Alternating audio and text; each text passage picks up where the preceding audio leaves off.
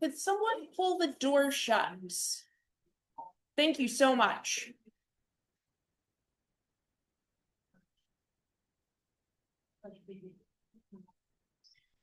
All right, good afternoon, everyone. It is good to see you all.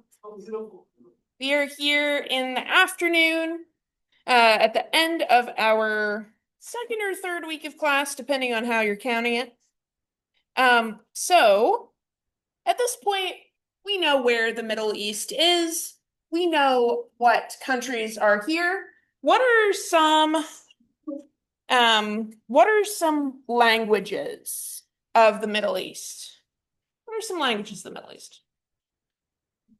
Yeah. Arabic. What's another one? Yes. Armenian. You guys can just shout them out.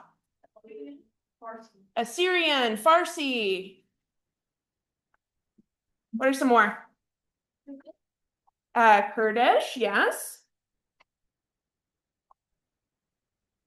Other languages of the Middle East?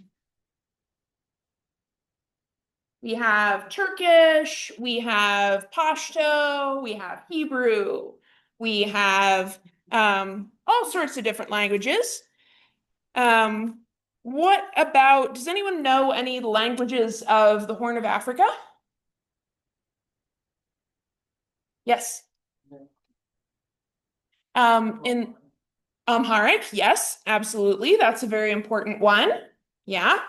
Any other languages of the Horn of Africa you guys know? So yes, there is some Swahili spoken there. I don't think it's a majority language, but I could be wrong. Somali, Oromo, Tigrinya, those are the ones I know off the top of my head. I'm sure there are more. Also, Arabic is spoken in the region to some extent. All right. Now, last time we were talking about the ancient Middle East. So I want you guys to tell your neighbor two things that stood out to you about the ancient Middle East or about the texts that we look at, and what kinds of primary sources do we use to figure out what happened with the Middle East? Tell your neighbor something you remember.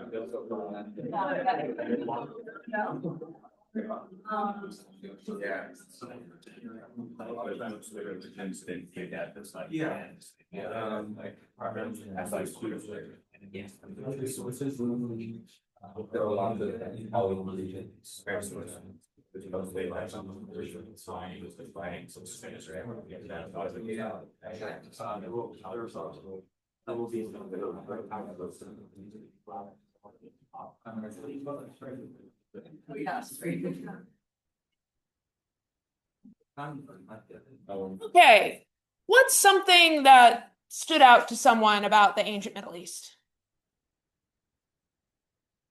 Something that was interesting or that you learned? Yes. They have lots of diversity there. Yes. So even in the ancient world, lots of diversity, lots of languages, lots of cultures, lots of pantheons of gods. Absolutely. Something that stood out to someone else.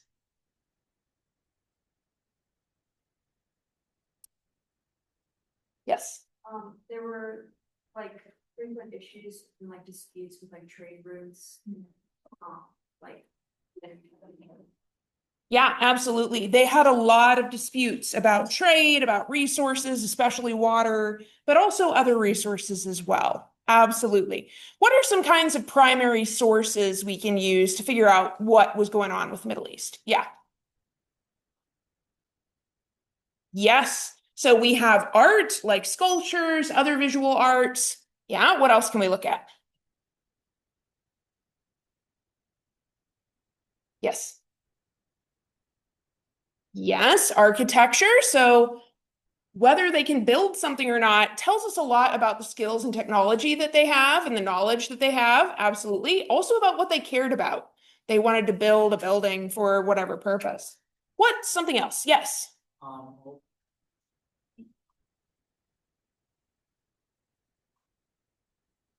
Yes, absolutely. So all different kinds of texts. So not just history, ancient kind of history annals, all different kinds of texts can tell us things. We did that activity, right? And we saw love poetry and trial records and hymns to the gods and a dedication inscription and an astronomical text. And all of these different types of texts can tell us something and show us something about the ancient Middle Eastern world. Yes, absolutely. So we're finishing up our second week. So today we're going to be talking about Hebrew Bible and early Judaism. And where should you be this Friday? Friday afternoon. Where should you be? You should be at quiz section. Why should you be at quiz section? Yes, you have a review session to date for the quiz, which will be the following week, and there's an extra credit activity. So it's a good place to be Friday afternoon. And then, of course, that means next week, next Friday, where should you be?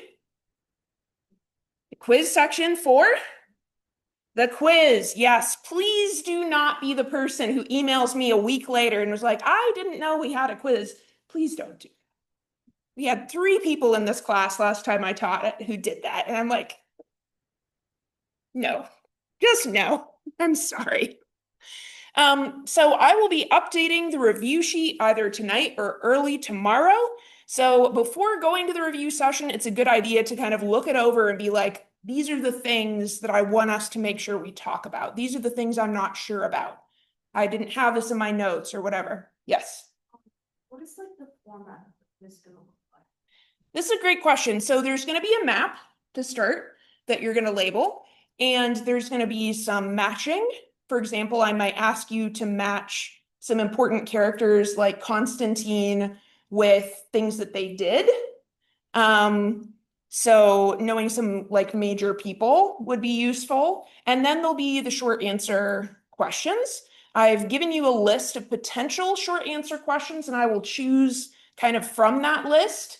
If I change anything in the question, it will be to make it simpler and clearer, not to change what information that you need. There will probably also be, I will probably give you some kind of primary source, either text or a piece of art, and ask you just to tell me what you see and to maybe put it in the context of something that we've talked about. Is that helpful? Okay. All right. So today we're going to talk about the Hebrew Bible and early Judaism. So we're going to start with a very short introduction to the Hebrew Bible. Then we're going to talk about our tales of underdogs, including the tale of Joseph that you guys read for today.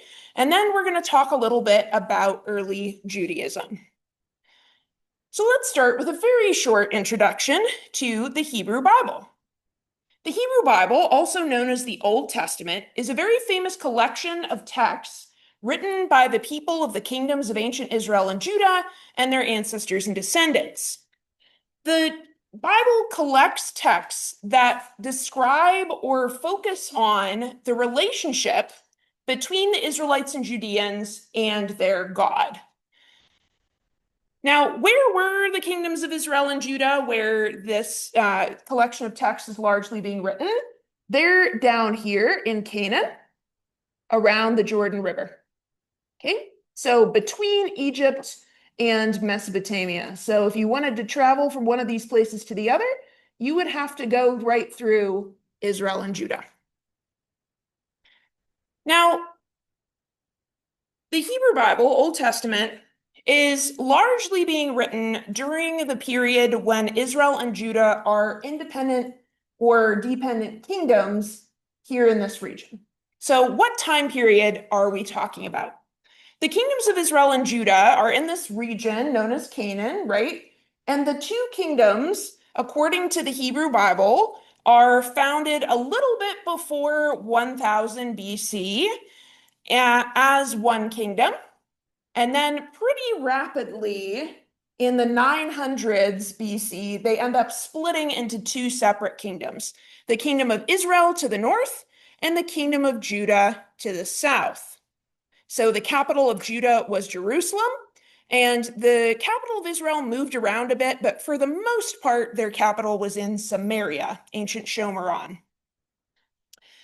Now, these kingdoms were only around for a couple of hundred years. By the year 586, both of these kingdoms are basically gone and have been reorganized. The area has been reorganized as provinces of first the Assyrian and then the Babylonian and then the Persian empires. So we have a fairly short window of time that we're dealing with here from about 1000 to 586. Most of the Hebrew Bible is being written during that period, not all of it. Now, why would we care about the Hebrew Bible and Old Testament? This may seem obvious to a lot of you, but this is, of course, a foundational religious document for Jews, Christians, Muslims, and the various offshoots of these religious traditions.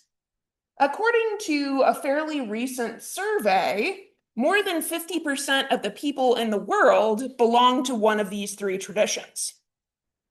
So this means that all other things being equal, 1 in every 2 people that you meet will be connected to one of these religious traditions.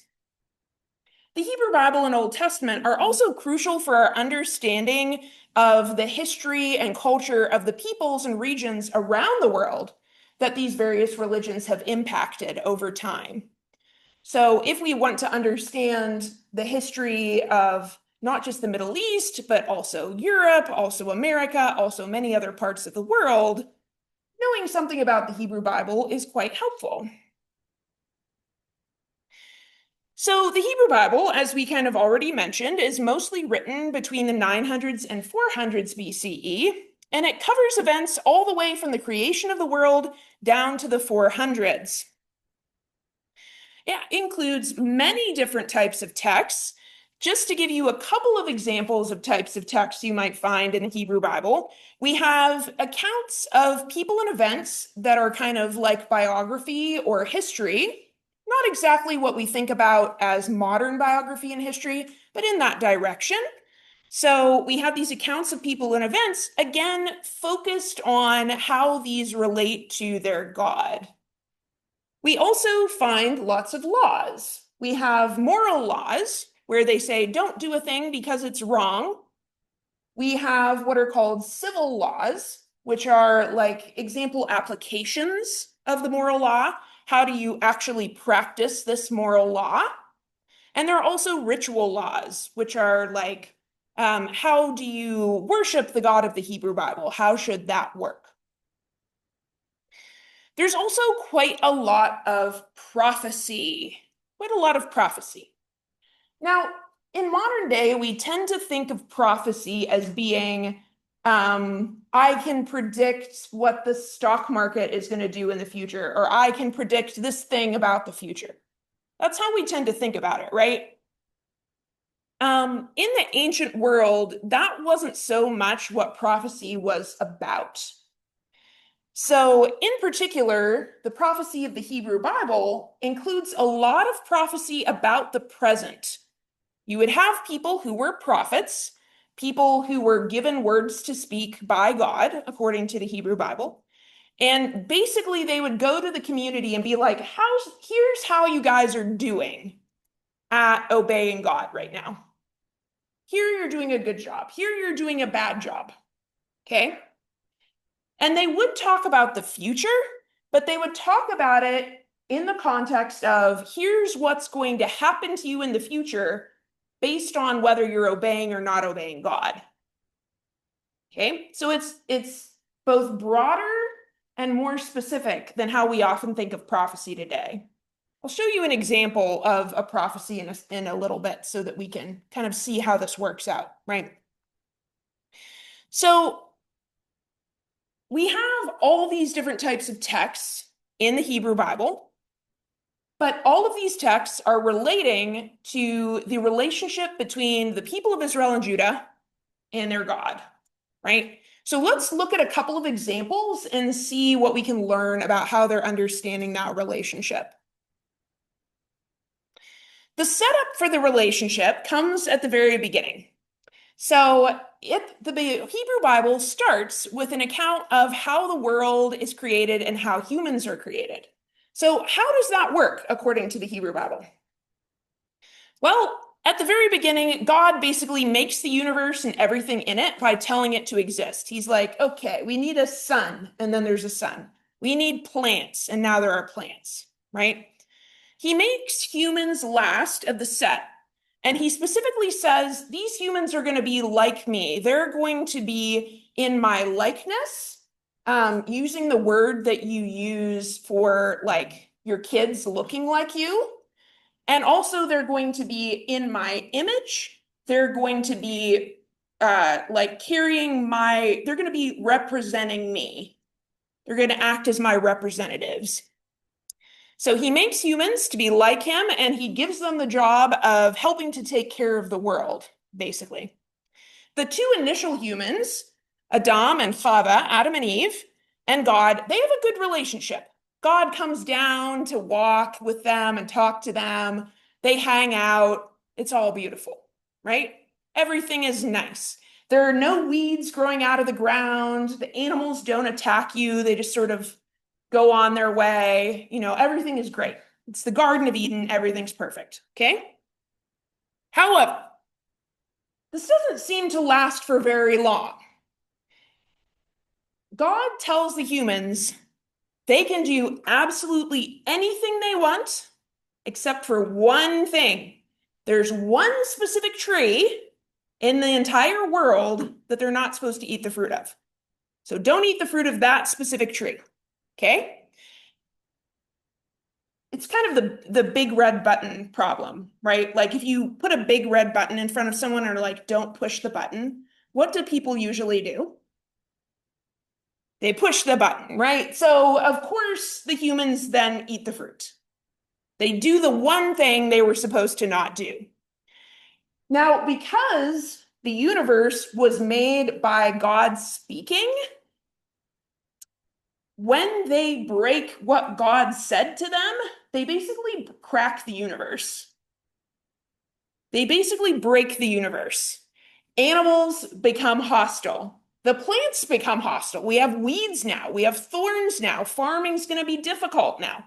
Humans become hostile to other humans. Almost immediately, they start inventing murder. Sickness and death are now also a thing. So basically, the universe is broken, and this also messes up the human's relationship with God. So that's kind of the initial setup here, according to the Hebrew Bible. So what do you guys think? If this story is foundational to your worldview, how do you think you would view yourself and other people? And how would you see your relationship with your God? Tell your neighbor what you think.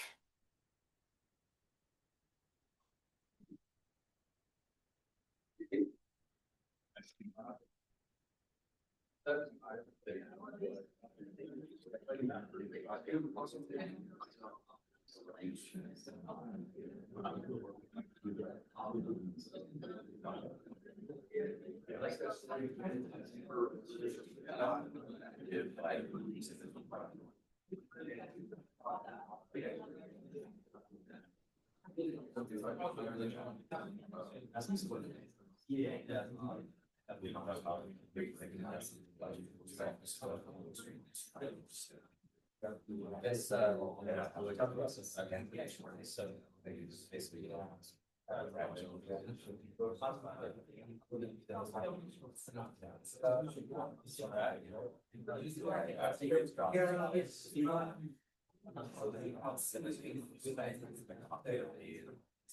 Yeah, so like there, yeah.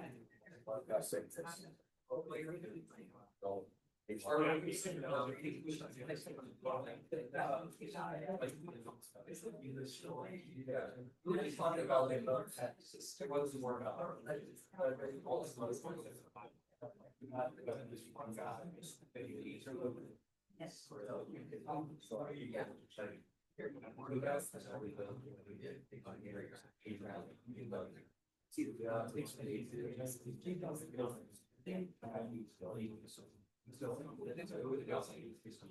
Okay. What do y'all think about this? How would this impact your view of yourself? How would this impact your view of your relationship with your God if you were an ancient person? What do you think? What did you talk about? Yes. Well, we were kind of talking about, like how some people might have felt like guilty, and sort of like maybe even resentful to the original human beings, for being the reason why there is like suffering as a result of their actions. Okay, yes. So people might feel guilty. People might even be annoyed with Adam and Eve for breaking the universe because in this model, sickness exists because humans broke the world. Animals attack you because humans broke the world. Farming is hard because humans broke the world. It's all on the humans in this story. What else? What else jumped out to you? Yeah. Unlike other ancient Middle Eastern cultures, God made you on purpose and like you through the whole and not as to be a slave. Okay, yes, absolutely. So we see that God like gives humans a job. He wants them to help take care of the world. He makes them like him. So humanity started out with a very good status in this model, which you're right, is quite different from a lot of other ancient Middle Eastern cultures where humans are often created as kind of like a slave labor force in Mesopotamia, for example. What else do you guys think? Anything else that jumps out to you about this story? Okay. So that if that's kind of the foundation in the Hebrew Bible, then God kind of builds on that using something called covenants. Everybody say covenant. A covenant is basically an agreement or a treaty.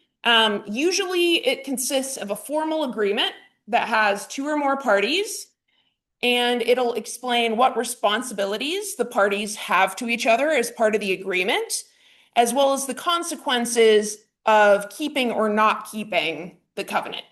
Okay. So this is a very important kind of organizing principle of how the relationship between God and the Israelites and Judeans works. So, for example, there's a covenant in the book of Exodus and Deuteronomy, which is kind of the foundation of a lot of the later covenants in the Bible, where basically God talks to a guy named Moses, and he's like, this is how the covenant is going to work. And these are the things I want you Israelites to do to keep the covenant. This is the foundation of what I want you to do. And that kind of foundational set is what are known as the Ten Commandments. Who's heard of the Ten Commandments? Raise your hand if you've heard of it. Yeah, most of you have heard of it. So, what are the Ten Commandments? Just here's a paraphrase: no other gods above me. Don't make representations of anything to worship them. Don't use God's name falsely or emptily. Keep the Sabbath day holy. Honor your parents. Don't murder.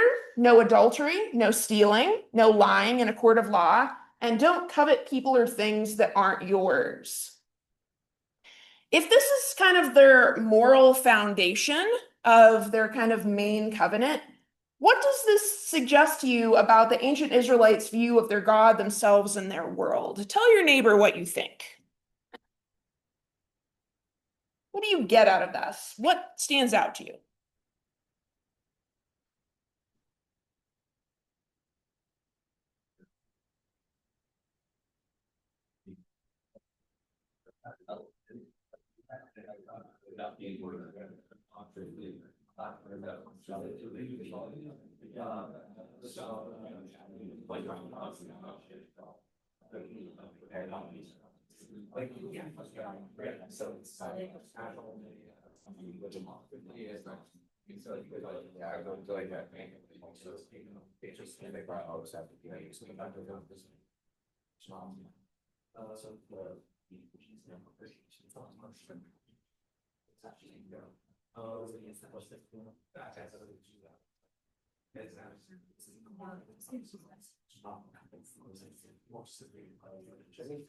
Probably just goes into like what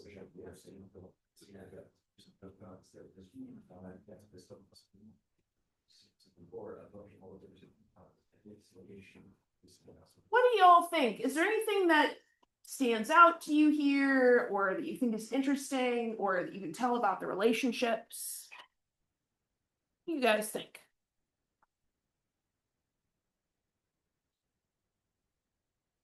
If you think about the fact this list is basically part of an agreement between God and the Israelites and Judeans, notice the first four things are all about how they're supposed to relate to Him. And then the last six things are all about how they're supposed to relate to other people. When you make a contract or an agreement with someone, do you usually include a bunch of stuff about how you're going to act toward a third party? That's kind of unusual, right? Depending, there are certain kinds of contracts where you would do that, but this is kind of an interesting thing. So he's telling them how to treat each other as well as how to treat him. Anything else that jumps out to you here, Caleb? I think in a way it's like trying to reestablish kind of a more natural relationship that already existed, but they have to be told now that this is kind of like how they should act. So they probably see it a lot around themselves, like most of these things are pretty prevalent, so they're being told that that's not the way things are supposed to be. You're supposed to act like this is how the relationship was supposed to work out, and it's not for everyone else. So if you want to be with me, you have to do these things. Yes, so you're bringing out a very important point.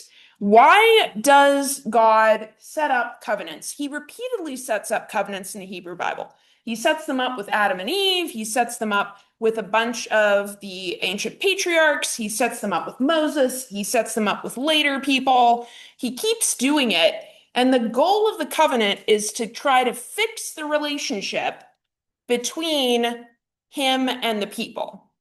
That the relationship that got busted when they ate the fruit of the bad tree, right? The covenant's goal is to restore the relationship. So here he's kind of saying, in order to be with me, in order to have this relationship be restored, these are the things that I want you guys to do. And again, we note the things that he's pointing out aren't just about his relationship with them and their relationship with him. It's also about their relationship with other people. So the covenant goes on. It has a lot more stuff in it. It has things, for example, about protecting the elderly and protecting the poor and protecting foreigners. And, it has this long list of things in there, as well as various kind of more practical laws, like what do you do in a case of murder? And what do you do in the case of theft? All of this is part of the covenant, but this is the foundation of it. Anything else that jumps out to you guys or that you have questions about here? Make sense so far? Okay. Let me show you an example of a prophecy. We already talked about the fact that prophecies in the Hebrew Bible are usually about either the present, talking about how are you guys doing at obeying God, or about the future. These are the future consequences you can expect for obeying or not obeying God. Okay? Here is an example of a prophecy.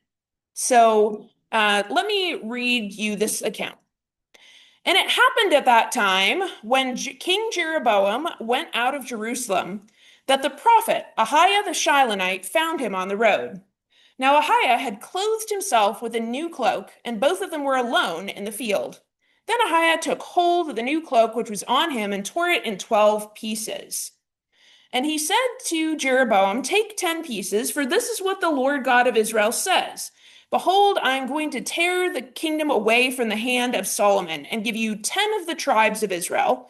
But he shall have one tribe, for the sake of my servant David and the sake of Jerusalem, the city I have chosen, because they have abandoned me and have worshipped Ashtoreth, the goddess of the Sidonians, Chemosh, the god of Moab, and Milcom, the god of the sons of Ammon. And they have not walked in my ways, doing what is right in my eyes. However, I will take you, and you will reign over all that you desire, and you shall be king over the northern kingdom of Israel." So, what is the problem? Ahiah is coming to Jeroboam, and he's like, "There's a problem." What is the problem that he is seeing in the community? What's the bad thing that the people are doing?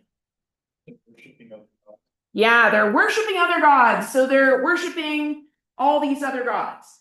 Now, in ancient Israel and Judah, this is not an okay thing to do. Anywhere else in the ancient Middle East, all bets are off. Worship 500 gods if you want. Nobody cares. But in ancient Israel and Judah, you're not supposed to do that, because in the Ten Commandments, one of the things it says is, "No other gods before me." Okay? So basically, the Israelites and Judeans are breaking the goal. They're breaking the agreement. They're breaking the covenant by worshiping other gods.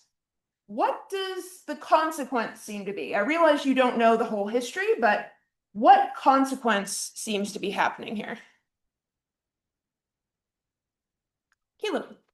The larger kingdom is being sundered in two and narrowed out in two moving forward. Yes. So before 1000 BC, there's just one kingdom of Israel, right? In the mid 900s, it splits. And this is the explanation for why it has to split. It has to split as a judgment because some of the people are worshiping other gods. And in particular, the current kings are not preventing this from happening and are even kind of supporting this. So they're like, "Okay, here's what we're going to do. We're going to split this kingdom up. And Jeroboam, you're currently a kind of okay guy. You're going to get a big chunk of this. But the current king is just going to get the small southern chunk of this to hang on to." So here we see prophecy is usually about covenant. It's about whether they're keeping the covenant and about what consequences are going to come from keeping or not keeping it. This is how prophecy works in the Hebrew Bible. So, if we wanted to sum this up so far, how are the Israelites and Judeans kind of describing their relationship with their God, and what does God seem to be like? Tell your neighbor what you think.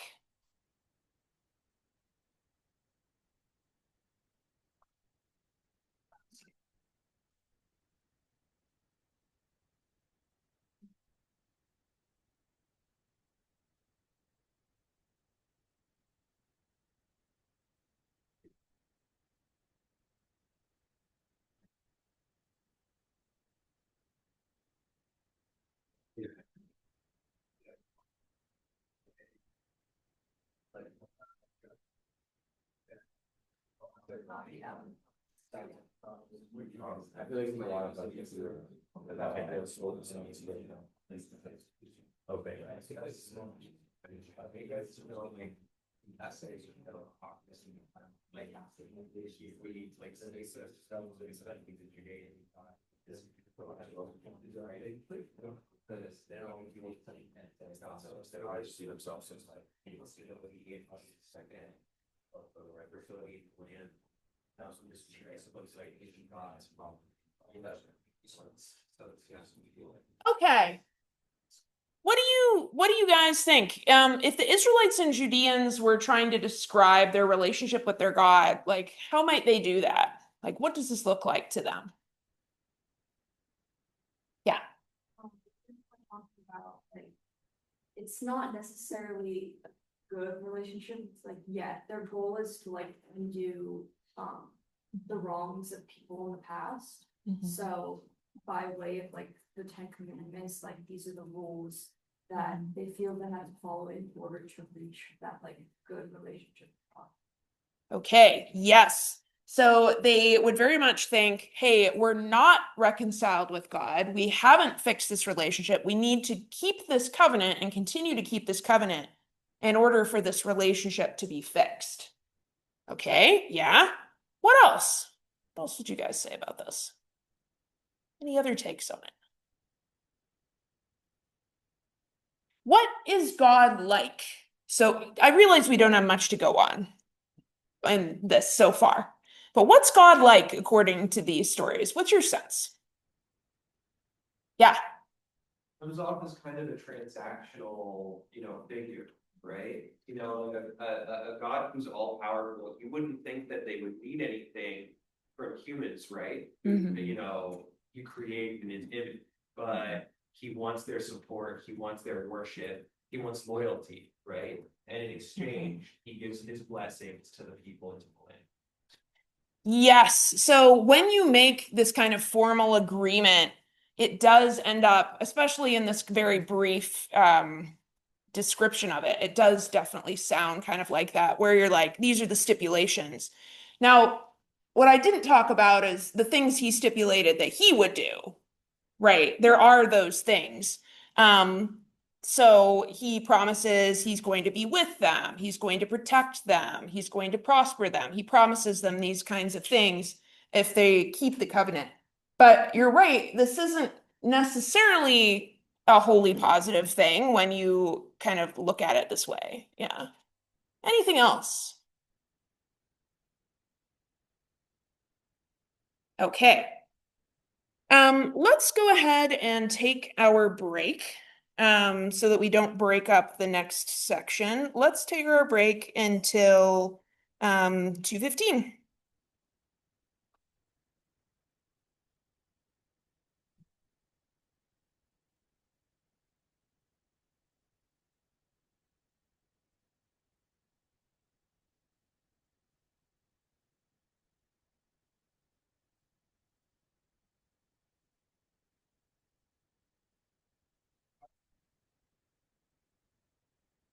But now this is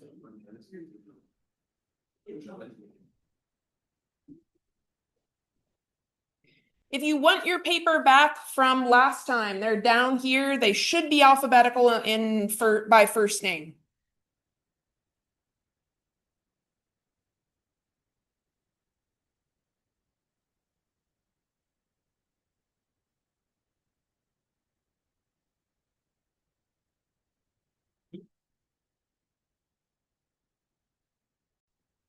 Turn back over, if I can get my screen to wake up.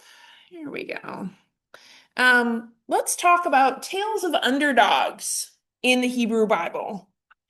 Now, what do I mean by this?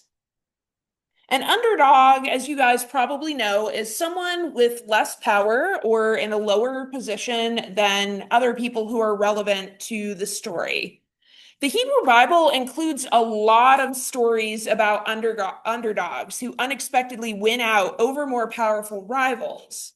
So we'll explore what the writers of the Hebrew Bible are saying about their relationship with their God through these stories. So let's start out with Joseph. I'm going to turn the lights on. I feel like that might be easier. So you guys read for today the story of Joseph. Joseph is a guy from about the 1600s BCE, pretty early in the story of the Hebrew Bible. So his father was Jacob Israel, who is kind of the father of the 12 tribes of Israel. That's how it's understood. And his father, Jacob Israel, ended up through a variety of adventures being married to 4 women who all had kids. And the women did not necessarily get on, and the kids did not necessarily get on. So what I'd like you to do is talk to your neighbor and see if you can answer these questions to yourself based with your neighbor based on what you read. Why did Joseph's brothers not like him? What difficult experiences does he have? How does he gain success? And what happens with the relationship between Joseph and his brothers? Tell your neighbor what you remember.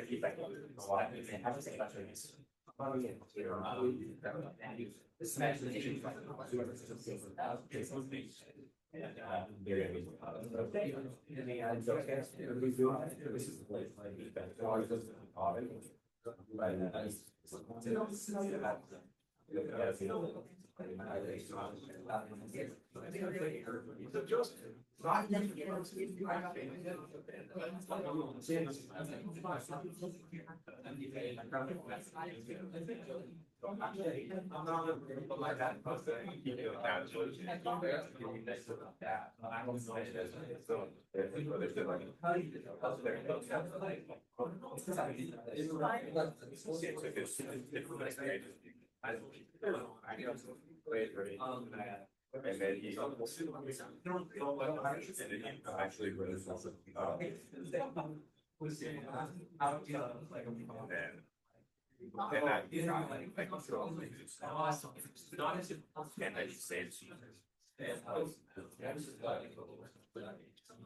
gives them and then they. We're gonna be separate. Like. Okay, let's see what we remember. First up, there's 11 brothers active at the beginning of this story, and none of Joseph's brothers seem to like him. What's the problem? Why does nobody like him? Yeah. Because they're jealous of him because like he was his dad's favorite. Yes. So we remember Jacob Israel has 4 wives. There's the wife he didn't want to marry, the wife he really wanted to marry, and then the two concubines that his wives give him because they're currently having a cold war about who can have more babies. So Joseph is currently the only surviving child of the wife that his father actually wanted to marry. And so he is the favorite. And his father is giving him fancy clothing that's expensive, and he's like favoring him. And there's also something else about Joseph that's a little different. Yeah.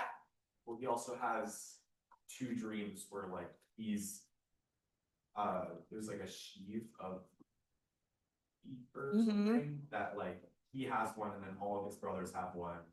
And then all of his brothers' sheep bow down to him. And then his second dream is like the like sun and the moon and like 11 planets all also bow down. So like they think that he's trying to rule over him so that they hate him even more. Yes. So he has these prophetic dreams about how his whole family is going to bow down to him in respect and act like he's more powerful than they are. And he tells his brothers, he's like 15 at this point. He tells his brothers about this, all proud of himself. And they're like, this kid, he's asking for a whooping. And so they're very annoyed with him, right? So what ends up happening to Joseph? What difficult experiences does this kid have? Yeah. Yeah. His brothers at first debate whether they should just murder him, but ultimately they end up selling him to some traders into slavery. And then what happens to him? Yeah. His new master in Egypt sees that God is with him, and he likes that so much that he promotes Joseph to master of the house. Okay, so at first it seems, hey, we're already getting the good times. Joseph's put in charge of his new master's house. He's in a good situation. He's got responsibility. He's probably saving some money. He can probably buy himself free soon. But then what happens? Yeah. The wife of Joseph's master tries to sleep with him and he refuses, so that she accuses him of trying to sleep with him, and then he becomes imprisoned. Yes.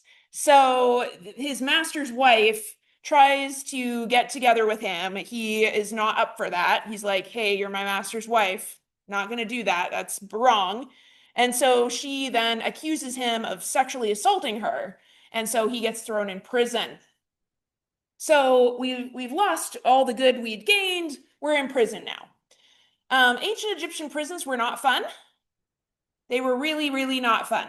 You don't get a lot of food unless your relatives bring it to you. You don't get new clothes unless your relatives bring it to you. Does he have any relatives who are going to be bringing him extra food and clothing and nice stuff like that? No, no. Nobody's going to bring you a doctor unless your relatives organize that. Like if you get sick because you're living in a hole in the ground, tough. I guess you're going to die down there.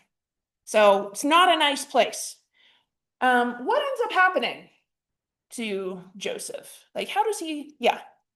That's like intercepting the Pharaoh's dreams, I think, where he has like visions of the future about like the famine and the success, and he was like correct about it. Yeah, so we're gonna get there. We're not quite there yet, but you're right. That's an important piece we're gonna get soon. Caleb. The cupbearer and the cook slash baker were displeasing the pharaoh and he threw him in the prison. They had dreams that were fairly similar, and they go to Joseph, or Joseph hears them talking about it. So he interprets the dreams for them and predicts that the cupbearer will be restored to his position and the baker will not be restored to his position. Perfectly okay. Yes. So he says, remember me, remember that I gave you these dreams when you go up to Pharaoh, and then they probably forget. Yes. So he interprets dreams for some other guys who are in the prison, and one of them, as Joseph predicted, goes back to his job working right next to Pharaoh. Then we come to what you were talking about, where Pharaoh starts having dreams, and he's like, what's going on? We've got 7 fat cows and 7 thin cows. The 7 thin cows are eating the 7 fat cows. And this is, disturbing to be dreaming about night after night. And so he calls together his dream interpreters. Dream interpretation was big business in ancient Egypt. We have a lot of collections of ancient dream oracles and their interpretations from Egypt from this time period. So this was a big deal. So he goes to the guys and he's like, what in the world? And they're like, But then the cupbearer's like, hey, there was this guy I met in prison. You should talk to him. You should talk to him. And so Joseph comes out to the Pharaoh and he's like, aha, we're going to have 7 years of plenty. Those are the 7 fat cows. And then we're going to have 7 years of really bad famine, which are like the 7 thin cows. And it's going to be really, really bad. So what you need to do is you need to get ready for this famine. And here's some ideas of how you could do that. Then what happens to Joseph? Is Pharaoh like, okay, thanks, go back to prison? Yeah. Almost like the second man is there. Pharaoh's like, yeah, you have great ideas. You can be in charge of this whole process. So storing up the grain, all these things, getting ready for this famine. Okay, so Joseph is now in a great place. He's having great success. However, meanwhile, his family is up north in Canaan, and now the famine is hitting. Now there's no more grain in Canaan. So what does Joseph's family do? Yeah. Jacob sends 10 of his sons, excluding Benjamin, the youngest, to go down to Egypt to buy some food. Yes, so he sends them down there to buy grain. And of course, Joseph sees them. Is Joseph like, my brothers? Is he immediately like, hey guys, I realize you wanted to murder me and then sold me into slavery, but I'm happy to see you. Or does he immediately do revenge? No, neither of those things. Does anyone remember kind of what happens? Yeah.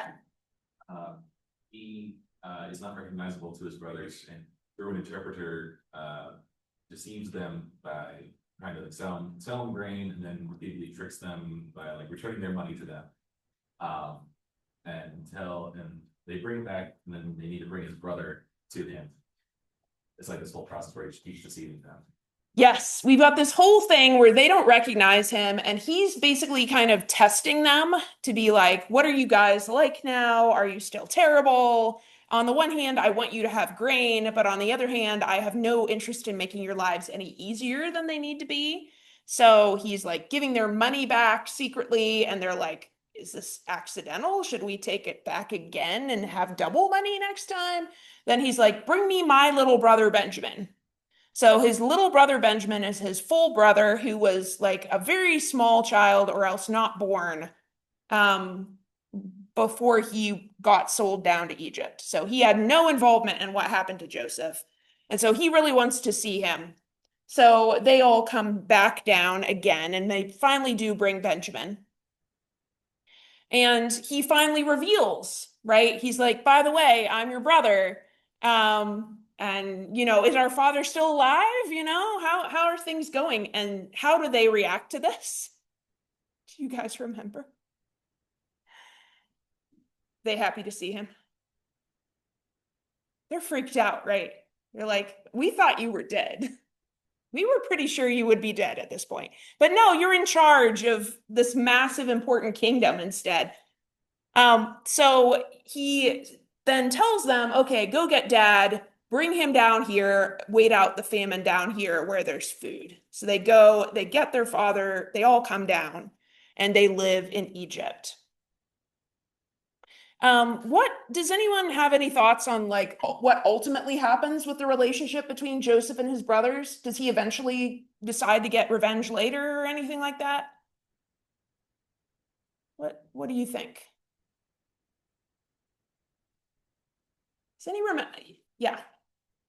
He forgives them, but I was a little bit unclear on the end because it sounded like he was saying that it was God's intention to have Joseph save his family from the famine, but then which meant that his entire process of being human trafficked was intentional so that he would reach where he is now and stuff.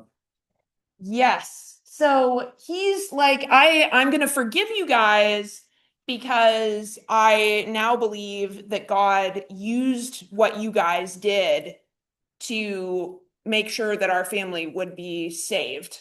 from this famine. And you're right, it's kind of like, I mean, he's okay with it. But you're like, oh, that's unpleasant. That's unpleasant. Although we do remember, like, if we think about the worldview of the ancient Israelites and Judeans, is it God's fault or humans' fault that human trafficking exists, according to what we learned a little earlier today? Right. So within their worldview, all the bad stuff is because humans broke the world and because humans don't keep the covenant with God that says, like, if you human traffic people, you should be executed in the covenant. So it's kind of, this is how they would kind of think about it. So Joseph's like, I forgive you because God did a good thing with us and he saved our family. So what's your sense? What does the story tell us about the relationship between God and humans? What's the message that they might be trying to get across about this relationship? Yeah. I think it's that, you know, God often works through specific individuals who are going to go through, suffering and adversity. But at the end of their journey, they will be successful in the end. And maybe that is sort of a positive thing between humans and God, that God will always make sure that goodness wins in the end. Okay, yes, I think that's a big part of it. So we have, even though people go through great difficulty, even though they go through this underdog period of serious and difficult experiences, God can work through them and ultimately still fulfill his good purposes through them. Anything else you guys would say about that, or any other perspectives? Yeah. I would say that there is kind of a delineation between the concept of good and bad or good and evil. They're not, they are human concepts. They are things that human beings are putting labels on in the present moment. Doesn't necessarily mean that's all there is to them, or that that's what their ultimate goal is. That it's that they do that as God's prerogative. Like the good and evil distinction is entirely a human one based on how it affects an individual, necessarily how it affects God's will. Okay, yes. So if I understand what you're saying that within the Hebrew Bible, God can label kind of good and evil as he will, and it may not line up with our kind of being like, sounds bad, like this sounds pretty nasty. Like, yeah, I wouldn't like if someone told me, hey, your brother can become a super successful, I don't know, owner of a car company if you just sell him into slavery now. I'm not going to do that. I'm sorry. No. But within this worldview, it works, right? Okay, let's do our activity. So for this, you're going to need our activity sheet. And preferably, you're going to need a connection to the internet or else a paper copy of the Hebrew Bible to find a biblical text. So here we're going to look at some different tales of underdogs from the Hebrew Bible and see if there's kind of a larger picture, because these are so common in the Hebrew Bible. They're so common. I've just given you a few examples here. So this is what I'd like you guys to do. Folks in the first row, if you guys can do the Judges one. Second row, if you guys can do the 1 Samuel one. Third row, if you guys can do 2 Kings. Fourth row, if you can do Daniel. And then fifth and sixth rows, if you guys can do the Nehemiah. So read the story, and then you can fill in the first 4 questions. First 4 questions on your sheet. And feel free to talk to your neighbors as you go.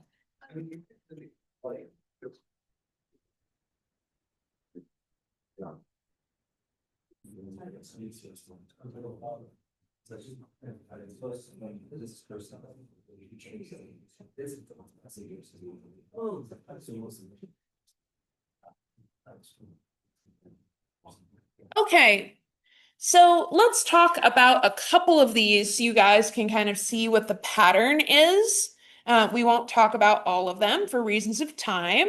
Folks in front, who was our underdog in Judges 6 and 7? Gideon, yes. What was the challenge? What made him an underdog? What's kind of the situation? The Midianites had like a much stronger army and was like terrorizing Israel for a long time, and then the Israel army is very weak. Yes. So the neighboring groups were coming in and basically taking people's stuff. They're like, oh, you harvested grain? You can give us that grain.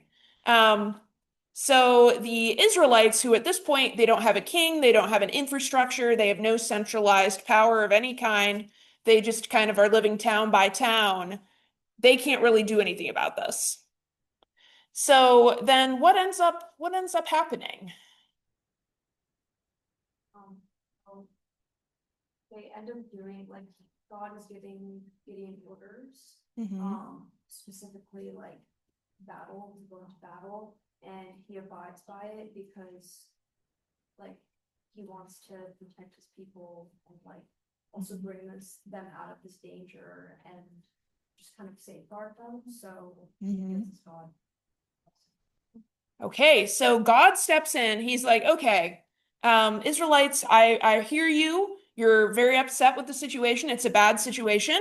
So we're going to fix this. And so he goes and he calls Gideon, who is this kind of random dude from a small family in a like very backwater town. And he's like, you're going to get an army together and go fight. Now, is there an actual like big battle? Yeah, what happens? The Midianites turn on each other and end up like just going crazy and running away. Yes, basically, God has a very small group, a couple of hundred Israelites, go and kind of surround the Midianite camp with torches. And so they all pull their torches out at the same moment and yell, and it's the middle of the night. And the Midianites look up and they're like, oh no, it's a huge army.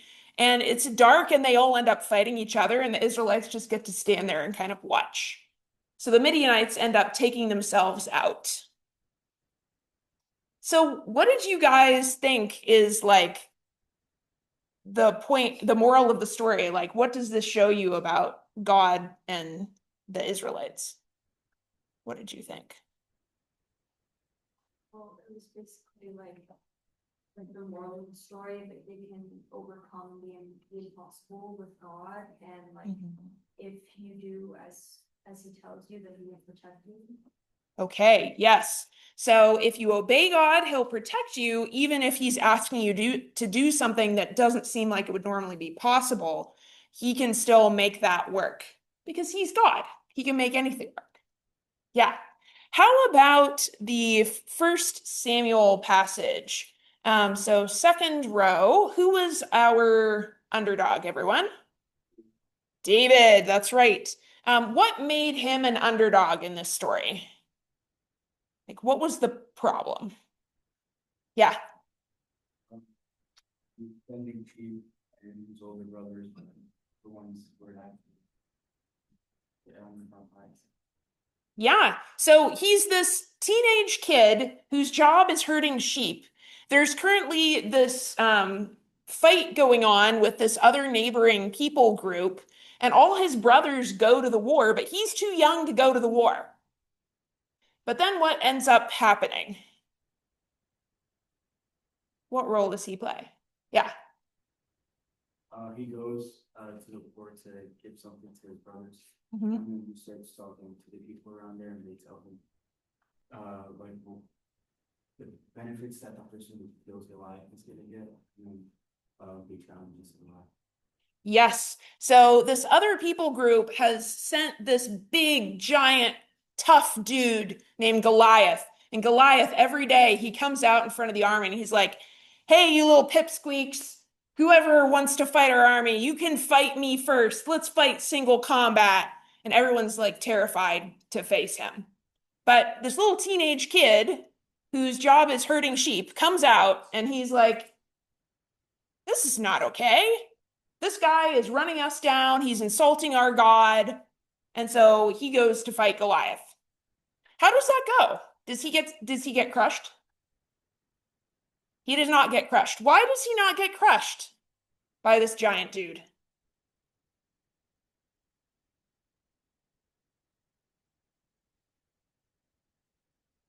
Yeah. Against the word scaring them by stealing the word over. Yes. So he comes saying, hey, you dissed our God, and this is not acceptable, and you are gonna attack us, and this is not acceptable. So I'm coming knowing that God will protect me. And so he's successful. He kills the giant dude, and the people of the neighboring nation run away. Okay. So what did you guys think? Like, what's the moral of the story? Same as last time? Anything new? Pretty similar? Okay. All right. Let's see here. Where are we in time? One more example. 2 Kings 18 to 19. We move quite a bit forward in the history of Israel. So we're now at a time 701 BC in the kingdom of Judah. And this is actually a famous account where there's actually Assyrian texts that tell this from their perspective. So it's very fun. But who is the underdog? People in the third row. Who's the underdog in your text? Yeah. Yeah, King Hezekiah. That's right. King Hezekiah of Judah. What was the challenge he was facing? Yeah. Mm-hmm.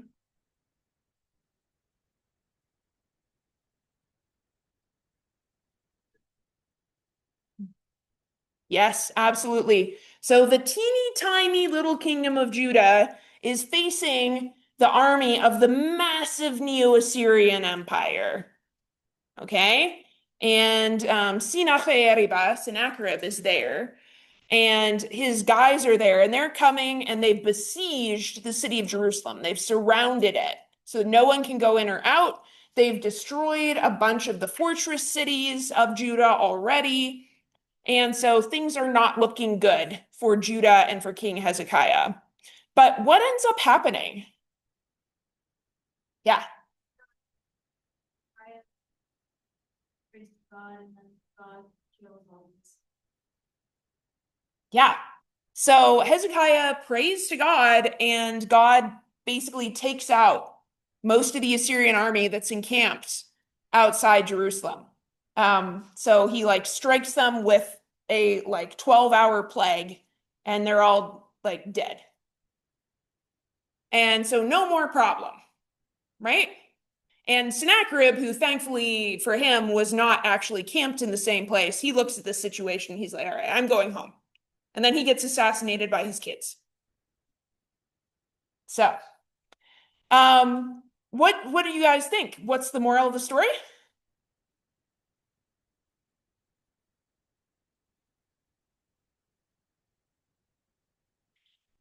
Yeah.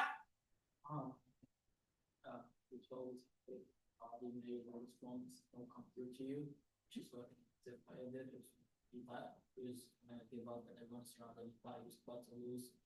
Pray to God and bless it. Yes. Yes. So even if you're an underdog, if God is on your side, you're in good shape. You're in good shape. So all these tales, if we went through them all, we would see this is kind of how it goes.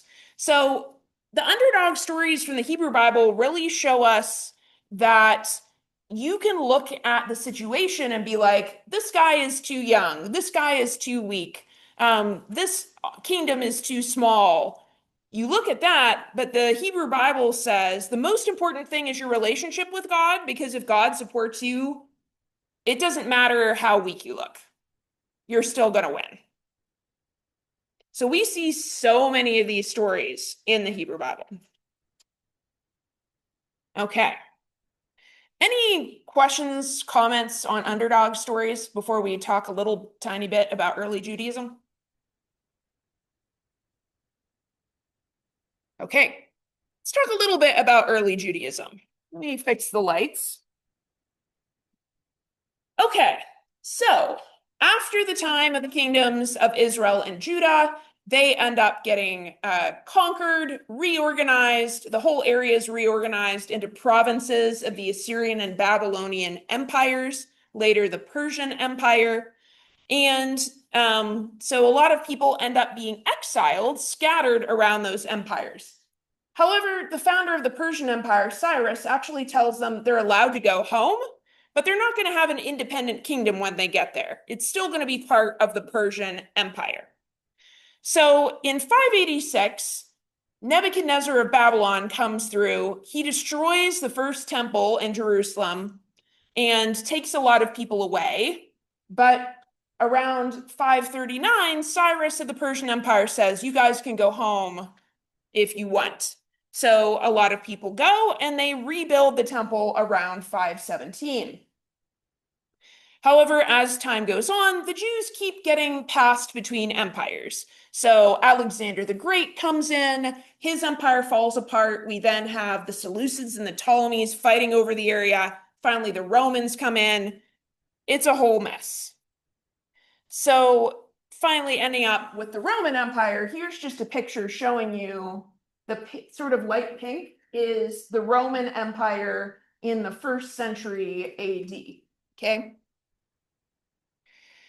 Now, the people who had returned to the area of Judah, they're now under the Roman Empire, starting in about 63. Now, this does not necessarily go terribly well for them. The Romans do not understand the Jewish religion. They're constantly being extremely offensive, sometimes on purpose, sometimes not on purpose. For example, Emperor Caligula really wanted a statue of him to be put into the second temple, the temple of the God of the Hebrew Bible in Jerusalem, so that this statue of him, Caligula, would be worshipped. Now, the Jews are like, hey, we have the 10 Commandments. 10 Commandments say we're not going to make any images of anything in order to worship them. And we're also not allowed to worship anything other than the God of the Hebrew Bible. So they have a big problem with it. So what you end up having is thousands of people lying down in the streets in Jerusalem in this massive nonviolent protest trying to stop this statue being brought in and put in the temple. Now, one of the rulers of the time looks at this and is like, this doesn't look too good. I'm gonna confirm that the emperor really wants this to happen. So he wrote a letter back to Rome to ask about it, and thankfully Caligula died before the letter got there. And so the whole thing blew over. But there are many other examples that we could talk about where the Romans just do stuff and the Jews are like, no, thank you. And sometimes they reacted more violently and sometimes not. So around 66 AD, the Roman procurator, so the Roman official who was in charge of the region, decides to steal a whole bunch of money from the temple. And so the Jews rebel. They're like, we're not having this. We're not having it. The Romans then violently put down this revolt and destroy the temple again. Now, during this time period, from the first exile done by the Babylonians all the way up to this point in time, there had been a lot of Jewish communities that had kind of moved around through the Roman Empire and also to the east through the Parthian Empire. So there are Jews kind of scattered all over those two empires at this point. And now they're going to scatter even more because their temple has now been destroyed. So if we look at this little map, people are moving here and there and everywhere. This one mostly just shows you, so here we're going over to Mesopotamia. A lot of people went this way. We also had a lot of people go to Egypt, North Africa, other parts of the Mediterranean coast, into what's modern day Turkey. So they're moving all around the Mediterranean Sea as well as over to Mesopotamia. Now, during this time, there were many different Jewish sects. It's a name for different religious groups. And they each had their own oral traditions, their own spoken traditions about how you should interpret and apply the Hebrew Bible. Okay? Now, because their communities are now being scattered all over the place, and because in a lot of areas, the Romans are continuing to not look kindly on the Jewish community, because of this, some of the religious leaders are worried we're going to lose our oral tradition about how we're supposed to interpret and apply the Hebrew Bible. We're not going to know how to do this. We're going to lose our line of tradition. So they started writing these down. The result of this writing down of the oral tradition are several very, very important collections. Okay? I will almost certainly ask you about these two terms on the quiz, just FYI. So the first collection is what's called the Mishnah. Everybody say Mishnah. So the Mishnah is a collection made between the 200s and 400s CE, and it includes the traditions of Jewish law and interpretation, largely collected in the Judah area, that area in Canaan, and it includes texts written in both Hebrew and Aramaic, and it's all about how do we interpret and apply the Hebrew Bible.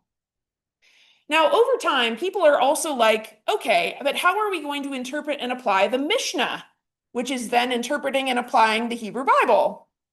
So later we have collections known as Talmud. Everybody say Talmud.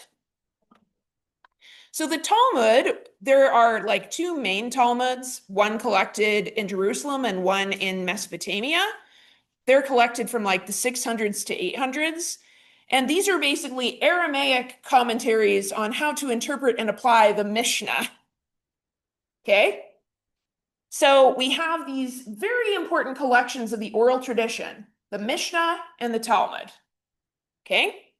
Let's look at a couple little pieces just to show us. So Pirkei Avot is one of the early tractates of the Mishnah. It's one of the first pieces of the Mishnah. Okay? And here we have a description of what the life of a religious Jew should look like, according to the writer. Okay? So I want you to look at this and think about what this tells you about what they saw as important in life. He used to say, at 5 years of age, the study of the Hebrew Bible.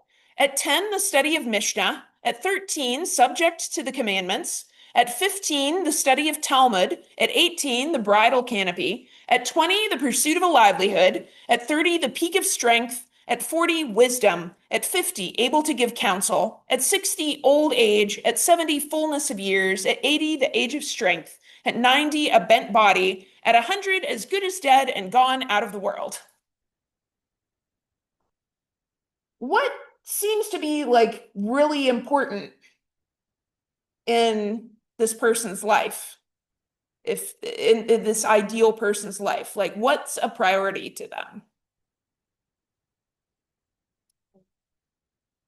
Okay, so yeah, learning these texts about the relationship between the Jews and their God and what to do with them. So starting age 5, studying Hebrew Bible. Starting age 10, studying the Mishnah, this commentary on the Hebrew Bible. Starting age 15, studying the Talmud, these commentaries on the Mishnah. Okay? So, and you're doing all this, this is kind of your foundation for life. And then, you know, later on, it's just like, okay, you're going to get married, you're going to have a job, and then it's just kind of saying, when are you going to be wise? When are you going to be dead? So this is very interesting. One of the things that we see in both the Mishnah and the Talmud is a very important concept that I want us to talk about for a second here. So this again is from Pirkei Avot, which is part of the Mishnah. And it has this description of how the oral tradition is passed down. Okay? So Moses received the Torah at Sinai and transmitted it to Joshua. Joshua to the elders to the prophets to the men of the great assembly. That would be the time of Ezra, for those of you who know who Ezra is. They said 3 things. Be patient in the administration of justice, raise many disciples, and make a fence around the Torah. Now, to understand this, we need to know what the Torah is. The Torah is basically the law and instruction part of the Hebrew Bible. Okay? What do you guys think it means to make a fence around the Torah? This is kind of an odd phrase, but it's very important and central to what they're doing with Mishnah and Talmud. Does anybody know what this is? Or have a thought? Yeah, Caleb. Okay, so we're going to be very careful in keeping the Torah and keeping the laws of the Hebrew Bible. What this tends to mean is, imagine that we have a commandment from the Hebrew Bible, like, don't commit adultery, all right? Not going to cheat on our spouses. So we have our initial law, which is no adultery. And then in order to make sure that we don't commit adultery, we're going to start putting fences around this, other rules, which are going to help us to not commit adultery. So we're going to start by things like, I don't know, don't be alone with somebody else's spouse in the middle of the night. But then over time, we add more and more fences until you eventually get to where they got to in some parts of the Mishnah, which was, don't talk to any woman who you're not married to. Just don't do it. Just don't speak to them. And honestly, don't talk that much to your wife either. It's not going to really help you become closer to God. So it ultimately gets to that place, right? So very frequently we'll see, like, there's this core law from the Hebrew Bible, and then they'll put different fences around it. And these fences become kind of codified as things you have to do in order to be fully religious in this particular sect. Now, depending what sect, what religious group you were part of, your fences might be different, but they're all putting fences in there. They're like, we need to make sure that we don't commit adultery, so we're going to put some kind of fence around this. We need to make sure that we don't use the name of God in vain, so we're going to put some fences around this. So this is the kind of thing that's happening in the Mishnah and the Talmud.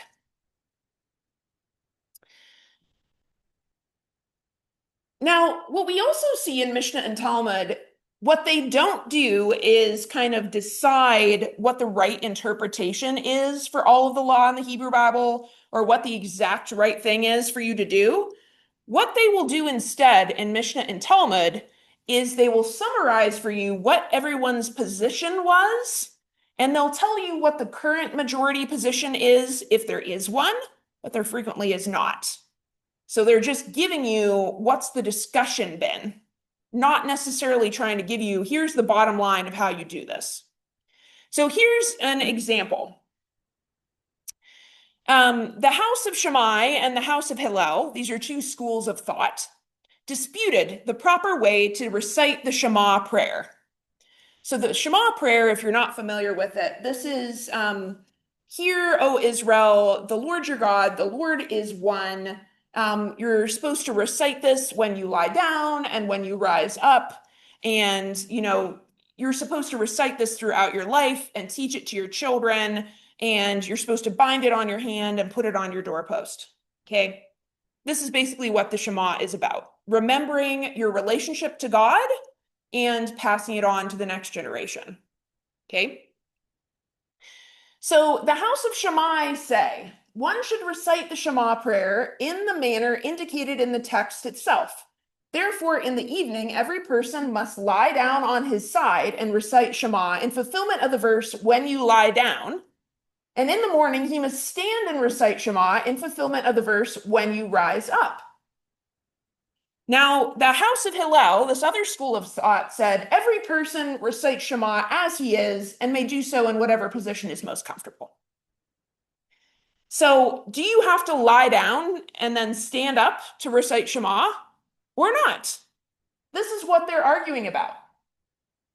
With regard to this halakha, this teaching, Rabbi Tarfon said, once I was coming along the road and I stopped and reclined, I lay down in the middle of the road to recite the Shema in accordance with the statement of the house of Shammai. Although Rabbi Tarfon was actually a disciple of the house of Hillel, he thought that fulfilling this in accordance with the opinion of the house of Shammai would be more meticulous. It would be more conservative, acceptable to all opinions. Yet, he says, in so doing, I endangered myself due to highwaymen. So I lay down in the road and almost got robbed. Because they're like, this guy, he doesn't look like he's in good shape. Let's steal his stuff. So the sages then said to him, you deserved it because you're actually a disciple of Beit Hillel, but you were going towards the statement of Beit Shammai. So you weren't being true to the group that you were part of, even though you were trying to do someone else's opinion. So this is the kind of thing you'll very frequently see in Mishnah and Talmud, okay? Where they'll give you not a kind of endpoint of how you should interpret something. They'll give you what has the discussion been and who's said what about it. Okay, so any final questions before we go today? You feel happy? Remember to go to quiz section for your review. Please drop off your paper on the front podium here or on the front table, and we will grab that, and I'll see you Monday.